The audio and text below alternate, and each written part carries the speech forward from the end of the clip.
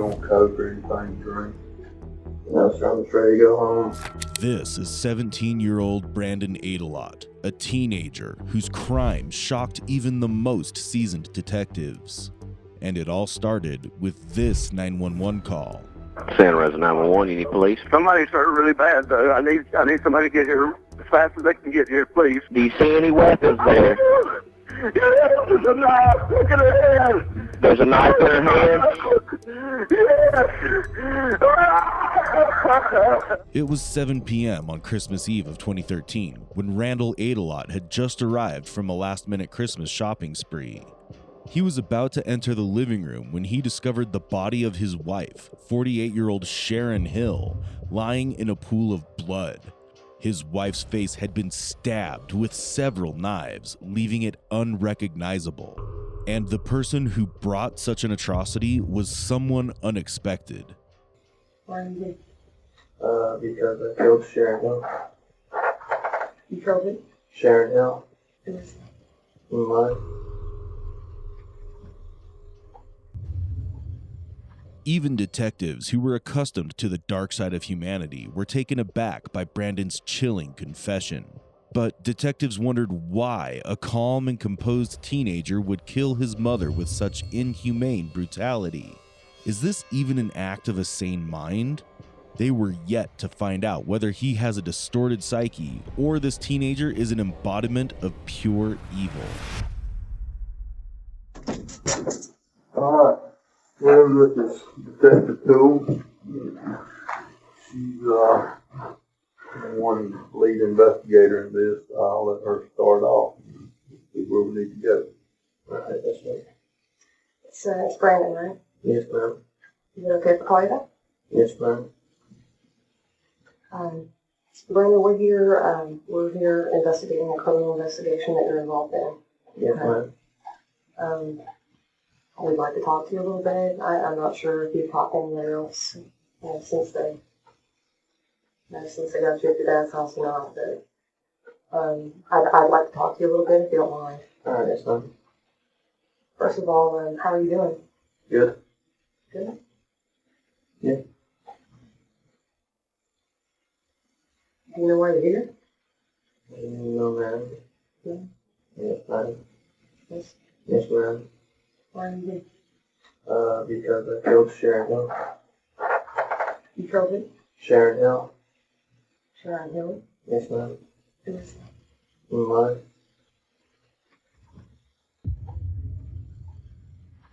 The detectives just brought him to the interrogation room and were sitting down, hoping to hear a lot from Brandon, who, without giving them any room to play around with questions, immediately owned up to his crime. And the reason behind his acts would be much more baffling than the detectives expected. Yeah, tell what led up to it. I mean, what happened? She sent me to a drug rehab when I had no drugs in my system. And she kept on getting mad at me every time I would tell her I didn't have any drugs in my system. And she just drove me to the brink where I said, I really don't have any drugs in my system. I just completely lost it one day.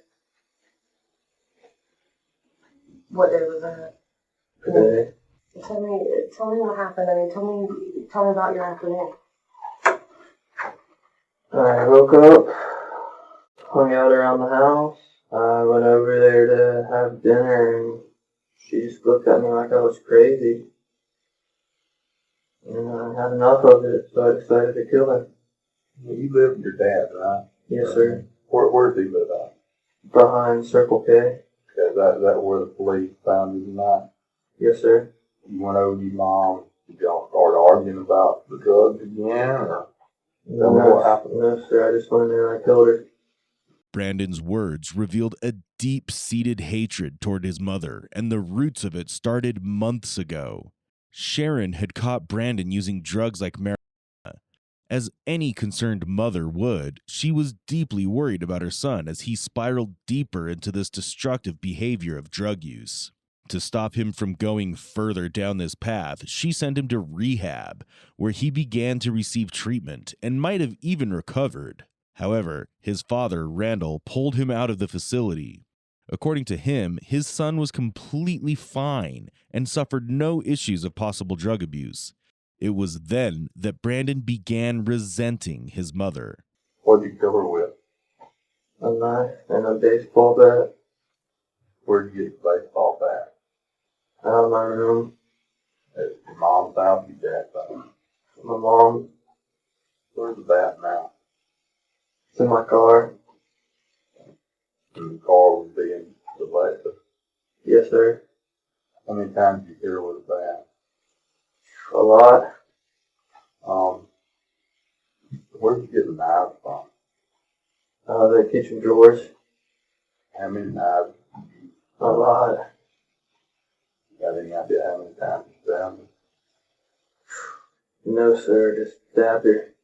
What made you go over there? And did she call you and invite you over to come have dinner? I was invited earlier that day by my sister. But the sister wasn't home there, right? No, sir. She came over to my dad's house. Is that your biological sister, stepsister? That's my biological sister. How old is she? 10. Brandon's subtle smirk hinted at a chilling lack of remorse for his actions. What was truly incomprehensible, however, was the pride with which he recounted the brutal killing of his mother. This leaves us with a haunting question. How could a bright, promising teenager descend into such heinous acts? The answer would soon leave the detectives deeply disturbed. You go to your mom's house, I mean, is this something that you sit down and hang out a while, or as soon as you get there? It just happened immediately when I got there. What happened right when you pulled in? I got out of my car, walked up to the door, knocked on it. She shut the door, and I stabbed her. Did you go inside the house? Yes, ma'am. And then she shut the door? Yes, ma'am. Take the bat out of the car when you got there? The bat was already in the room. Okay, it's in the room at your mom's house, not your dad. Yes, sir. Okay. Did you say anything to her? I mean, did y'all talk at all before this happened? No, ma'am. Is that the only, I mean, what kind of issues have you and Mom had other than that? That was the only one. Okay. After you stabbed her and left the house, where'd you go? Winn-Dixie. Which different people? And I hung out there for a little bit. Talk to anybody there? No, sir. And then I went back to the house. And the cops showed up. And then I went outside. Did you change clothes when you got home? Yes, sir. Where are the clothes at that you wearing when you stabbed your mom? I threw them in the dirty clothes basket. At your dad's house? At my dad's house, yes. When Sharon was busy preparing Christmas presents, she heard a knock at the door. She was expecting Brandon, who had been invited for the family Christmas dinner. Little did she know that the boy she gave birth to would become the reason for her own death. The moment Brandon stepped inside, he stabbed his mother in the back with a knife. As she collapsed, he slashed her throat and then went further by grabbing a baseball bat from inside the house. He struck her repeatedly with the bat before returning to the kitchen to collect more knives. This detail reflects the vicious nature of Brandon and his desensitized outlook towards violence. This was a behavior that stems from his substance abuse, which ironically was Sharon's greatest worries. Did you take any of the knives with you when you left your mom? Yes, sir. I took only one. Where is it now? It's at my dad's house. Where at Dad? Behind all the other knives and spoons and everything and all in the tray. The kitchen drawer? Yes, sir. Much to the detective's horror, Brandon's confession was, in fact, true, with Sharon's body being found with a knife barbarically left protruding from her right eye socket. During the autopsy, it was revealed that another small knife had been shoved into the same eye socket, deep enough to lodge inside her skull. As if that wasn't enough, Brandon stomped on her face multiple times, disfiguring her even further. The blood tainted all the presents that were carefully placed under the tree, leaving a grim reminder of the tragedy that had ensued. Doesn't this remind you of Art the Clown from Terrifier again? Only this time, the terror was not on a screen. It was all too real. How do you feel about what happened? Like I did the right thing. Was Yes, ma'am. it? I mean, why do you think you did the right thing? Because she was saying that I was smoking when I wasn't. Have you talked to anybody else about this? You call a friend? Anybody? I mean, my dad was involved. How was that? It didn't go well. My aunt was involved. My aunt's friend was involved. My sister was even involved. Involved in what? Like, whenever I had to take a drug test and, I passed it and then I went to the real one. No, I mean, I failed the first one. Then I went to the real one and I passed it and they still checked me into a drug rehab facility. Okay. And you're saying your aunt and your sister and your dad were involved in checking you into that facility. That was all my mom's idea. When you got back to your dad's house, did you take a shower? Yes, sir, I did. What do you think should happen now?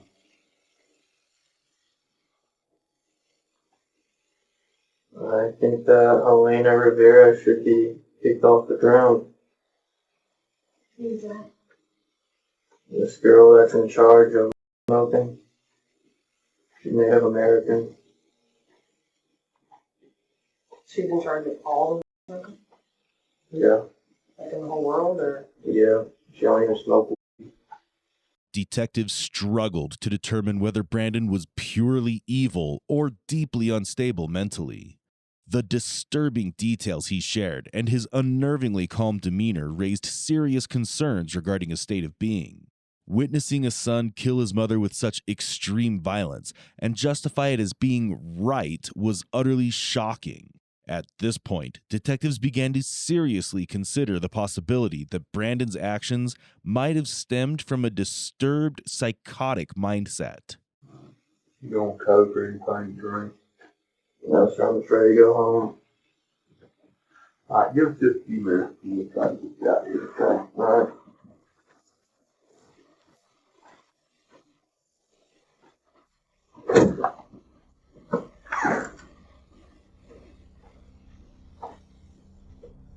And those were Brandon's last words, which are as eerie as they are unsettling.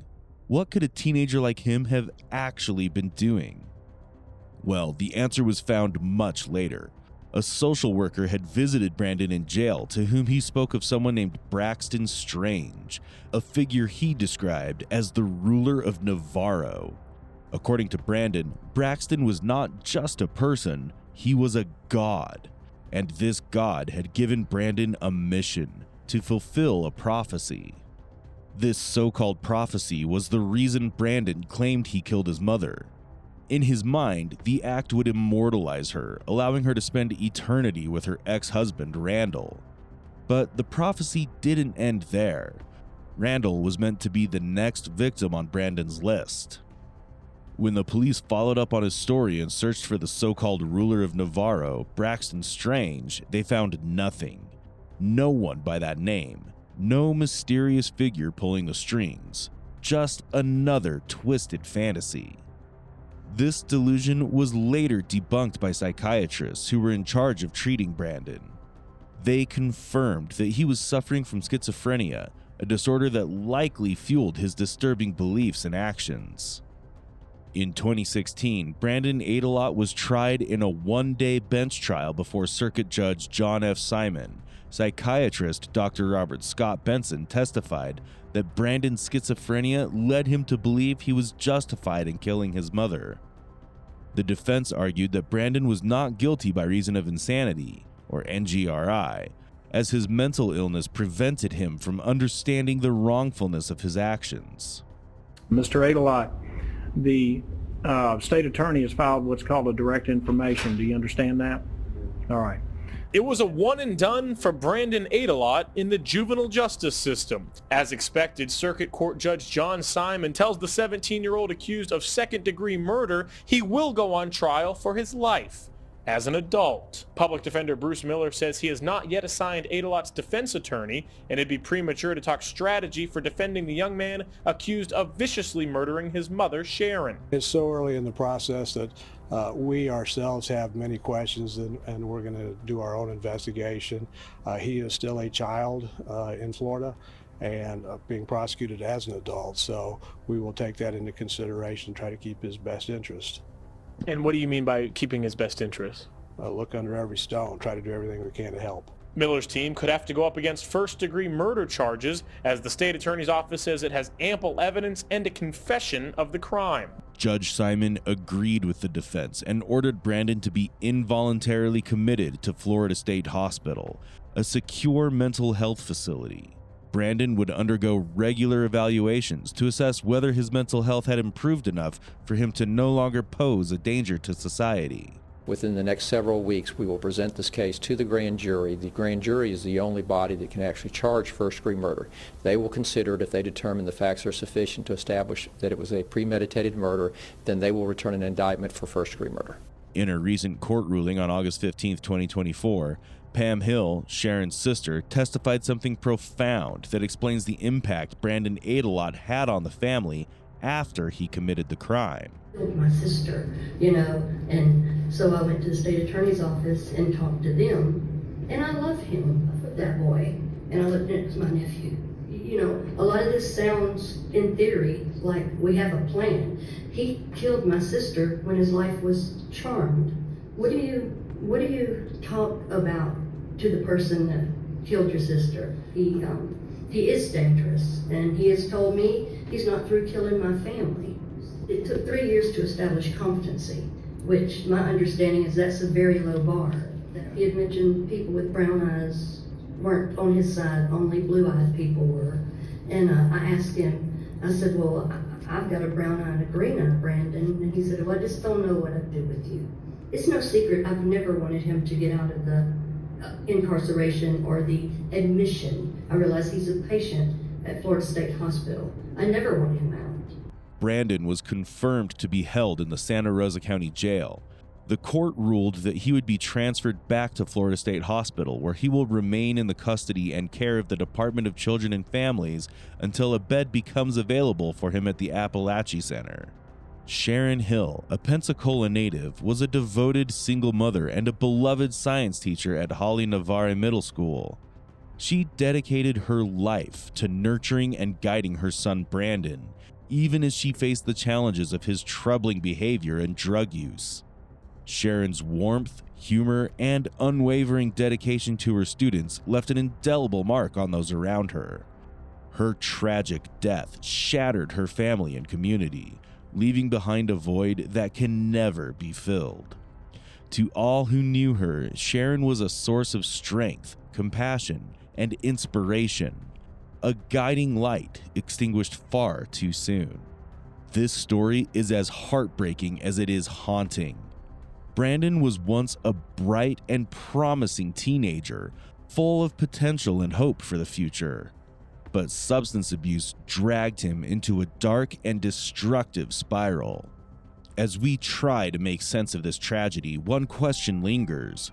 Could Sharon have done something, anything differently to save her son and herself? Was there a moment where a different choice, a louder plea, or a firmer hand might have changed his path? Or was Brandon's descent into darkness something no one could stop? This case forces us to confront the devastating impact of addiction and the unbearable weight parents carry when their love alone isn't enough to save their child. Thank you for watching. If you liked the video, be sure to like, share, and subscribe. And for more such disturbing cases, follow our channel. From all of us, wishing you a Merry Christmas and a peaceful holiday season. Stay safe, and we'll see you next time.